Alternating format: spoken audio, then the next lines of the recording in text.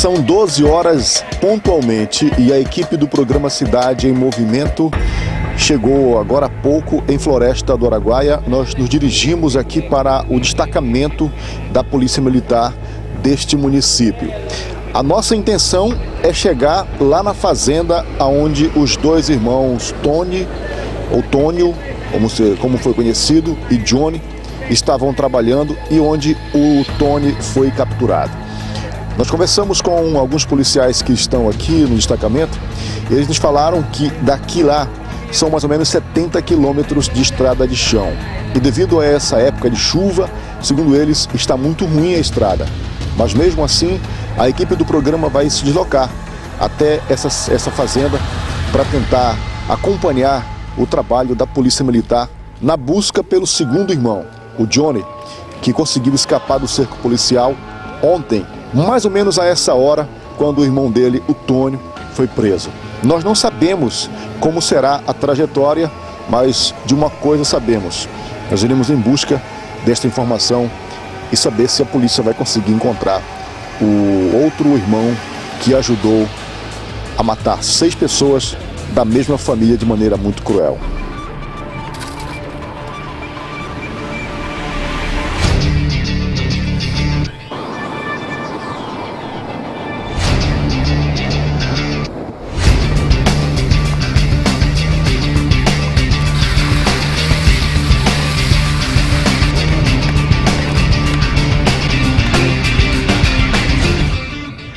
Já saímos da estrada principal e saímos da região ali conhecida como Bela Vista e agora estamos na estrada que dá acesso à fazenda.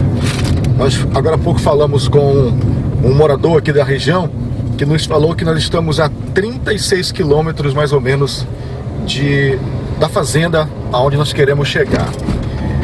Nós estamos muito cansados porque nós estamos há 32 horas sem dormir, devido à primeira informação da prisão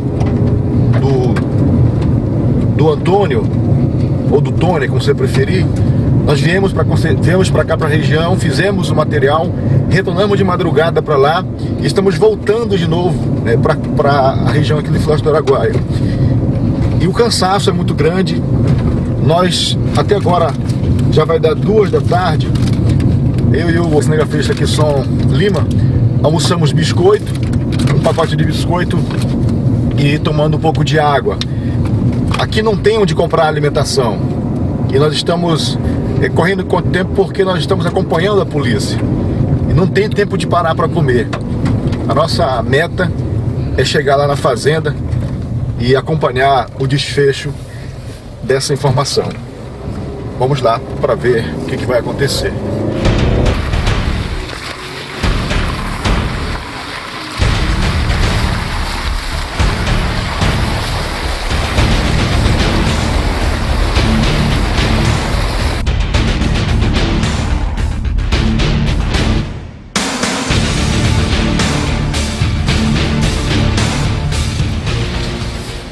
Gente, boa tarde. Onde é que eu localizo a fazenda Três Irmãos? Subindo pra cá. Daqui lá tá longe? 10 quilômetros. Tá bom, obrigado. É que tem um trevo. Tem um trevo aqui, né? Eu vou reto aqui então, né? Tá bom. Tudo bem. Obrigado, gente. A dificuldade nossa é essa, que a gente acaba tendo que parar para falar com as pessoas que moram aqui na região, para pedir informação, porque é uma região muito deserta, a gente não vê quase residência às margens da estrada. E essa é a nossa 5ª parada que a gente faz para pedir informação, mas segundo falou ali o proprietário, nós estamos a mais ou menos 10 quilômetros da fazenda, onde o carro agora começa a atolar. Uma dificuldade para sair, mas tudo bem, ainda bem que saiu. Vamos lá então, faltam 10 quilômetros. Já passa das 2 da tarde. Nós estamos viajando há mais de 5 horas. Vamos lá, está mais perto do que uma hora atrás.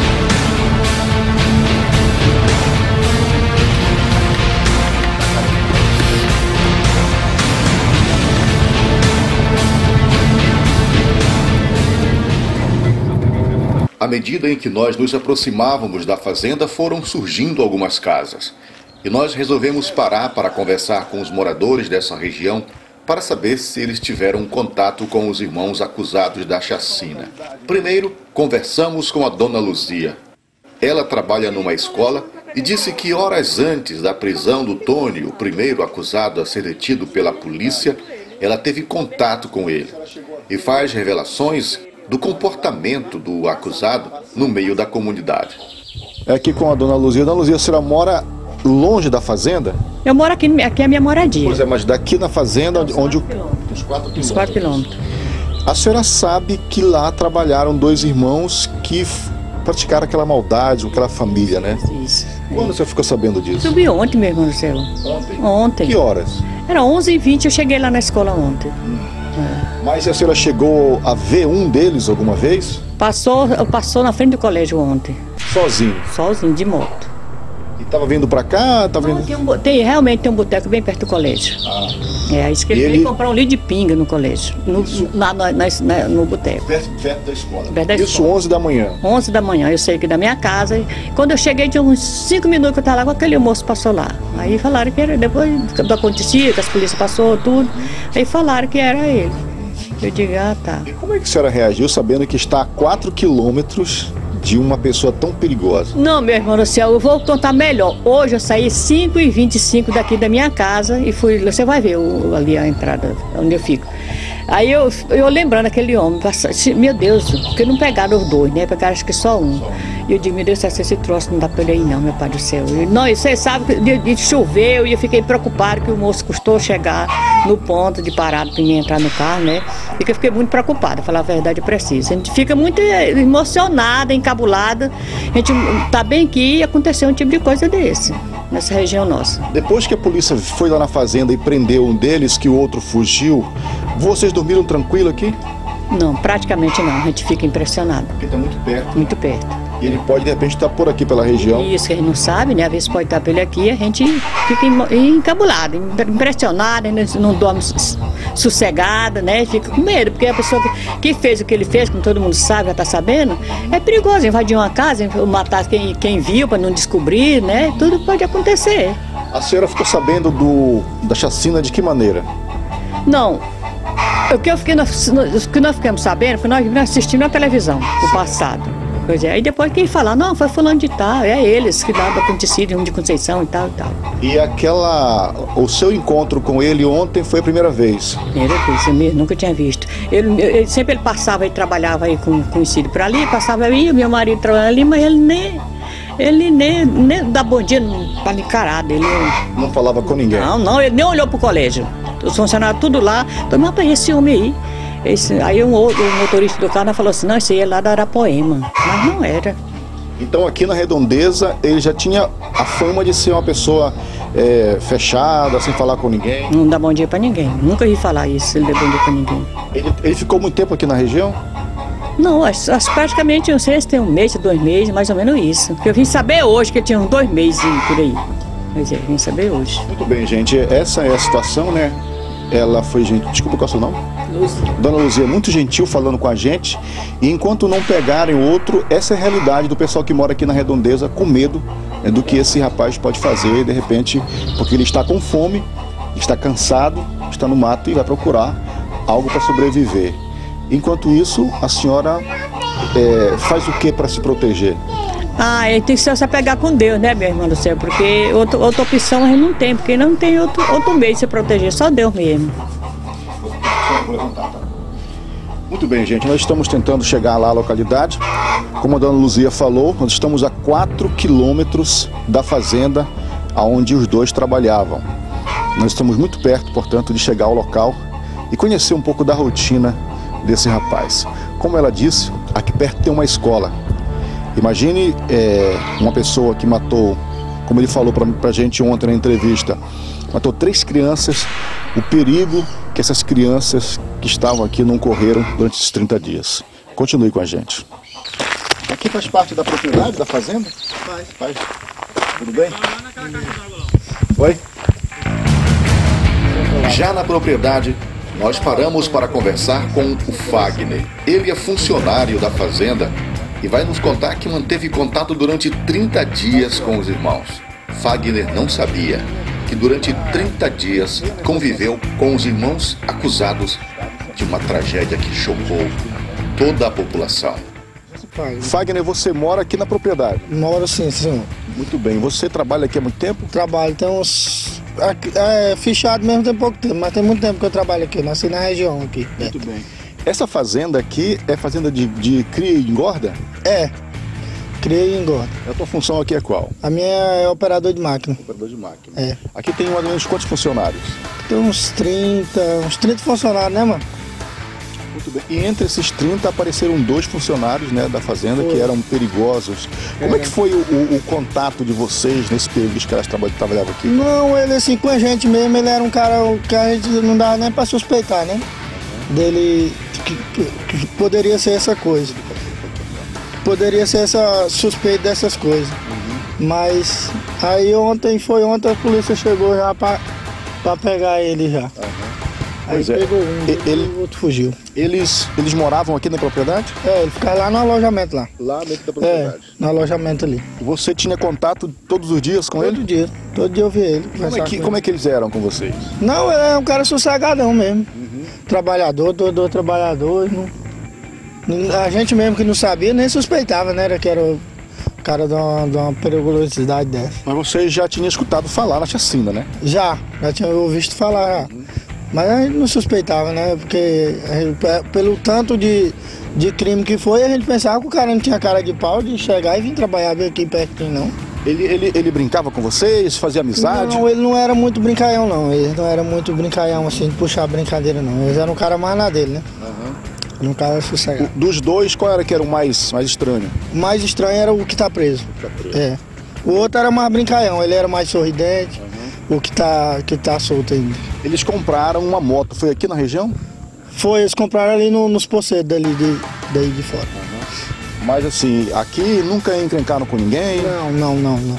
Os caras tranquilão, receberam o pagamento, foram pra rua de boa, não arrumaram confusão com ninguém. Eles chegaram aqui a pé? Como é que foi a chegada deles aqui? Eles chegaram na Bela Vista. Aí de lá mandaram ele pra cá, pra fazenda, pra trabalhar. De transporte? De ônibus? Não, ele veio trabalhar primeiro com um poceiro ali, né? Aí o poceiro falou que aqui tinha serviço. Aí o poceiro que trouxe ele da Bela Vista até aqui. E quando você descobriu que se tratava de 2 elementos perigosos, qual foi teu pensamento? Rapaz, a gente fica assustado, né? Porque trabalhando com 2 caras desse jeito, não tem jeito pra gente não ficar abalado, né? Assustado. Porque um cara que tem coragem de fazer o que eles fizeram, tem coragem de fazer com qualquer um de nós, né? E aí... Você tem uma família, tem filho, tem crianças aqui, que, né, ele matou 3 crianças de maneira muito covarde. Quer dizer, vocês correram risco sem saber. Sem saber de nada. E nós estamos torcendo que a polícia pega, né? E se Deus abençoar, vai ser pego. Você estava na hora que foi a prisão dele? Tava não, eu cheguei lá um pouquinho assim antes. Cheguei, o outro tinha acabado de ser preso, né? Que eu vim vindo de trator, aí na hora que eu cheguei, a polícia, eu vinha chegando ali, a polícia passou aqui. Aí quando eu cheguei lá, ele já estava preso já. Ele estava preso e o outro tinha fugido. Obrigado. É o Fagner, que trabalha aqui na propriedade. Observe ali, gente, ao fundo você vê a quantidade de boi. E o pessoal deu abrigo, né? Deu emprego, deu comida, deu moradia e deu confiança, né, para 2 pessoas perigosas que executaram uma família inteira. Fagner, só continuar aqui, como é que chega no Tocantins por aqui? No Tocantins, aqui tem o Ribeirinho tudinho, tem embarcação, né? Aí tem, atravessando aqui, sai no Garimpinho, que já é município de Araguaína, já é o único lugar que o município de Araguaína encosta no Rio Araguaia. Aí já tem acesso, para ir para frente tem como ele sair, né? Então o Tocantins faz divisa com essa fronteira aqui. Aquele morro lá é o Tocantins já. E a cidade que faz fronteira qual que é? É o Garimpinho. Mas assim, é Araguaína? É, o município de Araguaína, ele não é cidade ainda mesmo, é interior. De Araguaína? É, interior de Araguaína. E qual é um rio que passa aí? É o Rio Araguaia. O Rio Araguaia passa aqui? Passa, pertinho.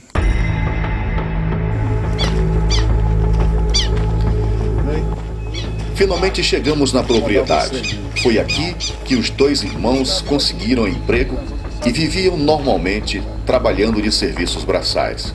Os peões não desconfiavam que se tratava de dois elementos altamente perigosos. E um deles aceita conversar comigo. Ele vai nos levar ao local exato aonde aconteceu a prisão do primeiro acusado e por onde o Johnny fugiu no meio da mata. Gente, estamos aqui na propriedade, você observa que tem vários trabalhadores aqui na área. A gente chegou, já vai dar 3 da tarde, eles estão aqui, é uma área bastante grande. Falar aqui com o Saulo, Falar aqui com o Saulo, que você mora aqui, né, Saulo? Eu fico aqui, mas eu moro pra dentro, pra ali. Aqui tem um alojamento. Tem alojamento, sim. E aí ficam mais ou menos quantos trabalhadores aqui nesse alojamento? Dá pra ficar uns 15 a 20. 15 a 20. E como os dois irmãos ficavam lá também? Ficavam. Vocês dormiam no mesmo local com ele? Eles dormiam mais na área, ali fora, na área. Sempre separados? Sempre separados. Como é que eles eram no dia a dia aqui, cara? Assim, eles eram pessoas normais, conversavam, brincavam muito? Eles brincavam muito, já era gente boa, legal aí, mostrasse ser gente legal. Quando eles chegaram aqui, eles chegaram indicados por alguém ou pedindo emprego mesmo, como acontece comumente nessa região? Não, acho que eles chegou pedindo emprego mesmo. Eles faziam o que aqui? Eles trabalham em serviço braçal. Braçal, mas assim, o que era a atividade deles? Mexia com cerca. Ontem, na hora da prisão, foi aqui que aconteceu a prisão dele? Foi, ou aqui. Foi local? Ali naquela casinha. Naquela casa azul lá. Você pode ir lá comigo, acompanhar a gente? Vamos conversando com o Saulo, gente, até chegar lá naquela residência. Pedir pro meu câmera ficar assim de frente. Saulo, tava todo mundo na hora do almoço aqui? Tava todo mundo. Todos vocês estavam comendo aqui? Tava. Como é que vocês reagiram quando viram aquele monte de policiais aqui na propriedade? Não, ficou normal. Chegou, mandou todo mundo deitar, no chão nós deitamos. Todo mundo. Uhum. E aí, boa. Quando vocês viram que eles escolheram dois, como é que eles reagiram, os dois irmãos? Não, quando viu a polícia, o cara da polícia chegando, ele saiu correndo. O outro ele mandou deitar, ele deitou no chão. Um saiu correndo? Um saiu. Quando avistou a polícia? Foi. Muito bem. Há informações de que havia uns animais aqui que ele facilitou a fuga dele, né? Esses animais. Sim, estavam onde esses cavalos? Ali, para aquele pé de caju, ali debaixo. A gente pode ir lá no local? Vocês estavam aqui, né? Pedi pro meu câmera mostrar aqui a residência, meu câmera. Ainda tem uns trabalhadores aqui na propriedade. Vocês estavam comendo aqui, estavam descansando? Descansando, tinha acabado de almoçar. Tava todo mundo aqui. Onde é que eles estavam? Eles estavam bem ali, tudo ali, os dois ali. Naquela onde tem aquela botina lá. Vamos lá mais perto? Um tava no cantinho ali, quando viu o cara da polícia, saiu correndo. Tá, então vocês ficaram todos aqui deitados aqui nessa área aqui. Foi, tava todo mundo deitado. E o que foi preso estava onde? Tava bem aqui, sentado nessa mesa. E o outro estava em que local? Saulo, então aconteceu tudo aqui. Vamos lá no local onde estava. Vou pedir pro meu cinegrafista acompanhar a gente. Ele estava aqui nessa área, né? Ele estava bem aqui. Me disse que ele estava bem aqui no cantinho. Um estava sentado aqui, igual o teu colega tá ali, né? Estava comendo ou estava só descansando? Não, só descansando. E o outro estava aqui. Tava. A polícia chegou por ali, lá pela porteira. E havia uns animais aqui? Ali de baixo. Aqui de baixo. Ele saiu correndo e entrou nessa área. Foi. Aqui perto tem o rio, onde é que passa o rio? O rio Araguaia e o rio Maria. Aqui tem 2 rios, passa o rio Maria que passa por ali, que passa na cidade de Maria, e o rio Araguaia que fica para baixo. Tá, mas qual é o rio que dá acesso ao Tocantins? É o Araguaia. É o Araguaia. Muito bem. A polícia ficou aqui acampada durante a noite? Gente, eu vou entrar, falei com o dono da propriedade, ele autorizou o gerente a gente entrar e filmar aqui por onde ele escapou. Eu só queria que você me ajudasse a fazer o trajeto, pode ser, Saulo? Você observa, gente, aqui que é uma propriedade bem estruturada. E aqui a mata fica muito perto do alojamento dos peões, né? É uma mata que... Logo aqui tem um matagal. Você vai observar aqui. Estou ao lado do Saulo, que trabalha aqui. E Saulo, qual que é a tua função aqui na empresa? Eu salvo para eles, mas só salvo vaqueiro para eles aí. Olha só, gente. Meu câmera, por favor. Aqui você observa que é o chamado trieiro, como se fala aqui na linguagem da zona rural. E ele deve ter passado por aqui. Vou falar aqui com você, para cá, por favor, Saulo. Saulo, ele entrou por aqui. Foi por aqui. Ele correndo nessa direção. Foi. E os policiais atrás dele. Os policiais só atrás dele. Eu queria que meu câmera mostrasse ali, gente. Aqui tem uma parte que é capim, né? Uma espécie de um capim. Ali já é mata densa, uma reserva que a propriedade mantém. E o cara entrou nesse matagal e chegou até o rio Araguaia. Saulo, daqui ao rio Araguaia é muito longe? Daqui lá vai dar uns 5, 6 quilômetros, que é por ali, né? Assim. O rio fica para lá. Fica por ali, o Araguaia. Então ele fez o contorno. Fez o contorno. Quando ele estava com vocês aqui, ele entrava muito no mato aqui? Não, ele era quieto, ficava ali quieto na área ali, de boa. Você sabia que eles praticaram assim, depois que ele foi preso, um e outro fugiu, você soube o motivo, né? Soube que depois que o senhor falou, que nós estávamos com um bandido, nós não sabíamos quem era isso. Pois é, Saulo, mas assim, você tinha escutado antes falar dessa chacina? Escutei, sim. Alguma vez aqui na hora do descanso, alguém tocou nesse assunto com eles presentes aqui? Não, ninguém tocou. Nunca comentaram nada? Não. Sobre essa situação toda? De jeito nenhum. E eles eram sempre reservados? Sempre. E entre eles conversavam muito? Não, os dois não conversavam muito não. Sempre calados os dois. Eles dormiam aqui dentro? Eles dormiam ali naquela área fora. Qual área? Lá onde tem a mesa? Os dois separados? Nunca com vocês? Não. Muito bem. Eles botavam os trem dentro no quarto deles, lá tinha uma cama para cada um. Eles botavam os trem nos quartos deles e deitavam lá fora, lá na rede. Então, mesmo tendo uma cama para cada um, eles dormiam fora da casa? Fora da casa. Olha, gente, não dá para prever por que isso, né? Mas a propriedade oferece aos trabalhadores uma cama para cada um. Você ouviu o Saulo falar, e eles preferiam dormir fora da área, só os dois. Alguém mais dormia lá, além deles dois? Não, só os dois dormiam lá fora. E sobre o revólver que estava com eles, vocês chegaram a ver alguma vez? Não, de jeito nenhum.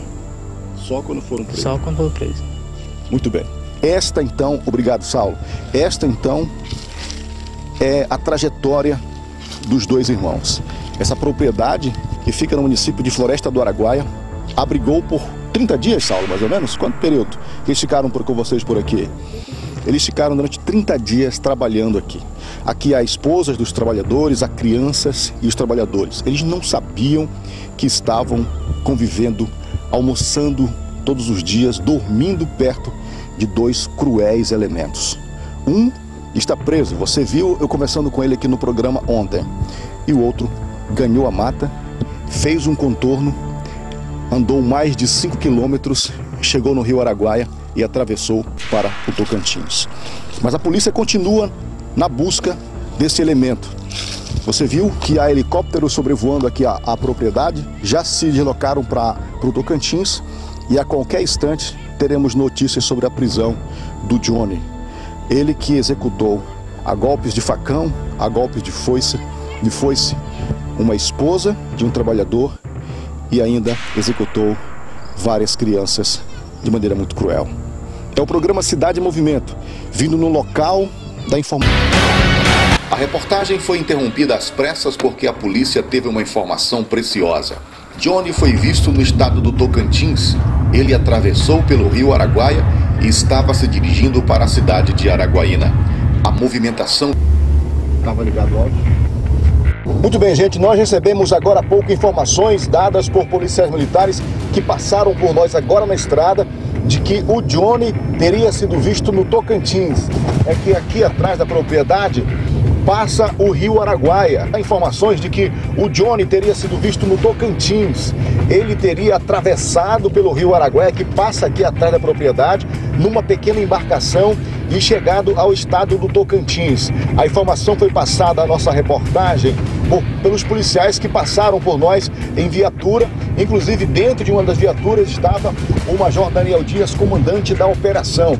Então, até o helicóptero que estava na operação deslocou-se para lá, para o Tocantins, para ver se conseguem localizar o Johnny. Portanto, informação preciosa e concreta de que ele foi visto no Tocantins e agora o cerco vai se fechar em outra direção atrás deste assassino que está sendo caçado pela polícia do Pará e também do Tocantins. E nós vamos continuar nossa saga de saber até onde vai. Gente, são 10 horas e 15 minutos. Eu acabei de falar por telefone com o comandante do 22º Batalhão, o Major Daniel Dias, dizendo que eles já estão chegando aqui na cidade. Ele me disse que está passando pela ponte sobre o Rio Araguaia, na divisa do Pará com o Tocantins, trazendo para cá o Johnny. A nossa equipe está desde cedo nessa procura, por informações, nessa busca por notícias, e eu vou fazer uma confidência aqui. O meu cinegrafista, o Kson Lima, está sem almoçar, assim como eu também estou sem almoçar até agora, são 10h15, mas assim, é um esforço necessário que a equipe do programa faz para que você possa ter a informação concreta e precisa desse caso que chocou o Brasil inteiro. Portanto, já nós iremos observar que vai chegar por aqui a viatura da Polícia Militar trazendo o Johnny, o irmão do Antônio, que foi preso ontem. E segundo informações, o Johnny é o mais perigoso de todos eles. É claro que o Antônio fez e confessou ontem a nossa reportagem dá a ideia de que ele também é um cara muito perigoso, mas o Johnny influenciava bastante o Antônio. E daqui a pouco iremos conversar com o Johnny sobre isso, sobre os detalhes dessa situação toda. Acompanhe, porque já, em alguns instantes, teremos essas informações. Já estão por aqui alguns policiais que vieram do destacamento da Delacilândia para também acompanhar e dar um suporte. Nós iremos acompanhar para ver o desfecho deste episódio aqui na Depol de Conceição, que a população do sul do Pará passou em decorrência dessa situação toda. Homens do GTO, homens do Tático, enfim, da Polícia Militar. Aqui está o Johnny. Vou tentar falar com o Johnny aqui, que foi preso hoje, agora há pouco, lá em Araguaína, ele é acusado de participar dessa chacina. Johnny, o seu irmão conversou com a gente ontem e disse que você teve a ideia de praticar esse ato. Alguém encomendou esses crimes? Não, senhor. O que eu tenho para falar é que não foi eu, não foi meu irmão. Ele está sendo vítima de um golpe, que teve outras duas pessoas que intervieram no meio e fez com que a polícia acreditasse que foi a gente. E ele está traumatizado por causa disso até hoje, porque essa pessoa ameaçou não só nós, como a nossa família também. Então, essas pessoas inventaram essa história toda? Com certeza. E quem são essas pessoas? Posso falar o nome dele? Estou te perguntando, você que sabe. É um rapaz, um senhor com o nome de Dalmi, e o filho dele, conhecido como Darlone. Eles que no dia lá do acontecido, ele pediu para mim ir lá, tirar o pessoal e trazer até no cochete, que eles iam pegar o pessoal, colocar no carro e levar para Redenção. Aí quando nós entregou o pessoal lá para ele, aí ele voltou umas 2 horas depois, lá onde que nós estávamos, na chácara da Dona Margarida, e falou: olha, foge, que a polícia está sabendo que foi você, alguém viu você lá e tu tem que sair daqui. Aí daí por então eu não tenho mais conhecimento do ato. Me diz uma coisa, você está contando uma história, você disse que não fez. Mas por que você fugiu se você não fez? Por isso eu já tinha chegado a mostrar arma para as pessoas, para tirar de lá. De certa forma é um BO, né? Mas através da polícia, a gente fica com medo de ser preso. Qual pessoa não fica com medo de ser presa? E Johnny, por que o teu irmão falou pra gente ontem, com todos os detalhes, que a arma foi você que levou, foi você que convidou ele, foi você que disparou e você que fez armou toda essa situação toda? Por que o teu irmão falaria isso contra você mesmo? Não sei, ele deve ter falado isso por medo do seu Dalmi. Ele é muito protegido, tem muito medo de as pessoas fazerem mal com a nossa família. Aí ele deve ter falado isso por isso. Ok. Agora me conta a parte realmente que interessa pra gente, a parte da verdade. Por que você entrou lá naquela localidade para matar aquela família? Não entrei para matar, eu entrei para tirar o pessoal, para desocupar. Porque o seu Davi propôs de me dar 5 mil reais, que não me deu. Eles reagiram com você, da família reagiu? Não reagiram não. Do jeito que eu cheguei lá, falei para eles sair.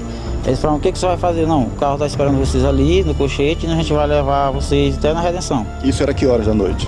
Umas 10h30, 10h40 mais ou menos. Só você e o Antônio? Só eu e o irmão. Chegaram de quê? De moto, a pé? Pés. E no barraco havia toda a família, vocês perceberam que havia movimento lá? Como é que foi essa situação? Eu já estava deitado, a gente chegou, jogou uma gasolina lá na área, lá no terraço, na frente da casa, fez o fogo para poder clarear. Aí pediu para eles saírem, eles saíram, a gente só levou até no cochete lá. Vocês pediram ou vocês fizeram? Porque na versão do Antônio não foi bem assim. Na versão do Antônio, vocês chegaram a disparar contra a família e colocaram eles no chão deitados e começaram a amordaçá-lo. Segundo o que ele falou, isso aí é a intervenção do seu Dalmi, que meteu na cabeça dele o que ele tinha que falar. Se um dia ele fosse preso, a gente cair, como a maioria deles fala, se um dia vocês caírem, ó, não coloca o meu nome no meio, fala só isso, que não vai ficar, depois vai ficar pior pra vocês. E para a família de vocês também. É um cara confuso. Ele começou falando que não fez nada, agora já entrou falando que chegou na terra e no barraco e tal, agora tá falando de novo, mas voltou a negar. Qual é a história verdadeira? Você contou duas versões até agora. Qual é a história verdadeira? De não cometer o crime, de não cometer os homicídios. Você não matou ninguém? Não foi eu. Isso eu tenho O revólver que estava lá em Xinguara ontem, quando teu irmão foi pego lá na fazenda, não estava com você? Era meu. A arma era minha. E por que tinha só um projétil no revólver? Cadê? A bala foi usada com o quê, as outras balas? Não usava, só tinha uma bala lá, estava até batida já, que ela tinha caído dentro da água, não estava lá com ele só porque eu tinha recebido uma conta de um rapaz no Maranhão. Gente, é o seguinte, observe que ele está preparado para esse momento. Ele ficou esse tempo todo foragido, obviamente que ele se preparou, está claro que ele se preparou para isso, porque a versão do irmão, contada para nossa reportagem com tanta clareza, é uma grande contradição com o que ele fala nesse momento. Agora, em relação ao que foi dito pelos caras que foram presos depois do crime, né? Inclusive o próprio Boca, né? Falou que foi você e o seu irmão que fez esse negócio. Quer dizer, o teu irmão e mais 2 falam que foi você que fez isso. Não tenho nada a declarar sobre isso. O que tu sente, cara? O que tu sentiu quando você viu as crianças lá na beira do rio, estraçalhado, e você fazendo toda essa velocidade com elas? Não fiz isso não, senhor repórter. Eu não fiz isso, não vi isso. Isso não é do meu... Isso eu não dou conta de fazer isso, não, senhor. Então você é um menino bonzinho, você é um cara super do bem. Que a pessoa que vai com a arma na casa de um cidadão e tirar ele que está dormindo para levar... para entregar para outra pessoa com a intenção de que ele vai levar para ela para a casa dela na rua e ele fazer um ato de coisa dessa, a pessoa também não é 100%. Então você é um cara mau. Não, eu não me considero um cara mau. Tu não é bom e nem mau, tu é o quê então? Não. Em relação à fuga de vocês fugiram no sentido do Tocantins inicialmente e voltaram para aquela área depois? A gente estava saindo daqui do estado do Pará. Da primeira vez, da primeira fuga. Na primeira fuga a gente saiu de lá da Estiva, veio Redenção, aí não teve sucesso, a gente voltou para Conceição, no caso para cá, e conseguimos chegar até o rio, pegar uma canoa de cima até umas fazendas aqui no estado do Pará de novo.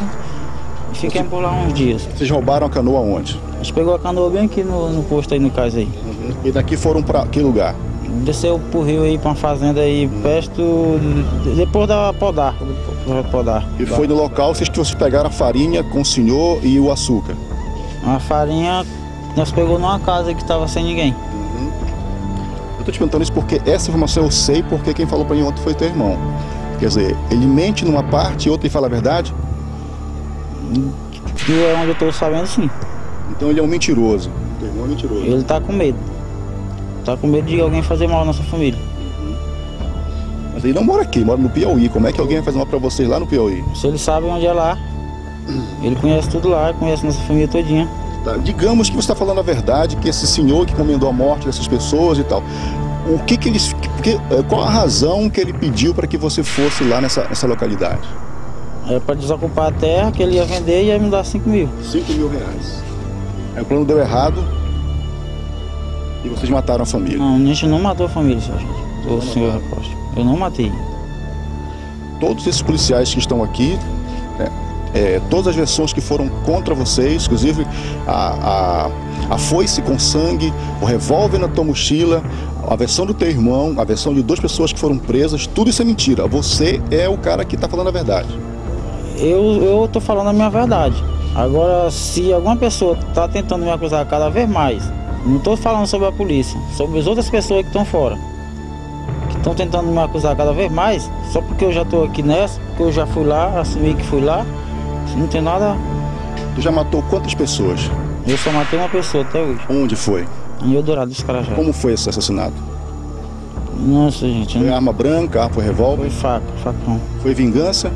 Ele tinha me roubado 200 reais. Aí ficava tirando ideia toda vez que me via, ficava, ei, tu tem uma daquela de novo lá não? Até que um dia a gente se combinou, a gente começou a brigar, eu peguei o facão e fiz o ato com ele. Quantos golpes? Não me acordo. Não lembra? Não lembro quanto que foi. Você executou por 200 reais? Não, porque ele tinha me roubado. Com o facão? Uhum.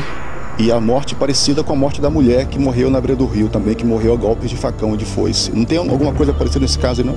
Tem parecido, mas não foi eu. Não foi você? Não foi eu. Gente, eu vou interromper a entrevista porque, de fato, como eu falei agora há pouco, dá-se a entender que o que ele está falando aqui, eu imagino que ele na fuga, né, passou esses 30 dias no meio do mato, né? Como é que foi para você esses 30 dias no meio do mato? Você comia o quê? O que você se alimentava? Se alimentava de plantas, de folha, de algumas coisas no mato. Uhum. E ontem, na hora da ação da polícia, quando você percebeu os policiais lá naquela localidade, a primeira ação tua foi fugir, mesmo sendo inocente. Uhum. Não, eu já tinha sido foragido, tinha fugido de Eldorado. Aí com esse caso que aconteceu aqui, eu não matei ninguém aqui, mas como todo mundo tá falando que foi eu que matei, aí eu tinha que fugir, tinha que levar minha pele. Aí fugindo, se te pegasse, você contaria uma história bem bolada como essa sua agora. Não é bem bolada, é a verdade, sim. É verdade. É a verdade. Muito bem. Então tá aqui, gente, esse rapaz, o Johnny. Johnny, qual que é a tua idade? 31. Tu tem filho? Tenho. Quantos filhos? 3. Tem esposa? Não, senhor. Não. Só filhos. Fui. Porventura, Johnny, alguém chega na tua casa e executa teus filhos a golpe de foice, esquarteja teus filhos, o que tu sentiria? Nada? Não entra agora na cabeça que eu podia pensar. Não sentiria nada. Se alguém matar o teu filho a golpe de foice, de facão, jogar no rio, por exemplo, você não sentiria nada para essa pessoa? Não é que não senti nada, é porque no momento não sei o que faria. E você matou uma pessoa que você confessa, né? Uhum. Como é que você sente que você mata alguém? O que você sente? É ruim, é perturbador, é ruim.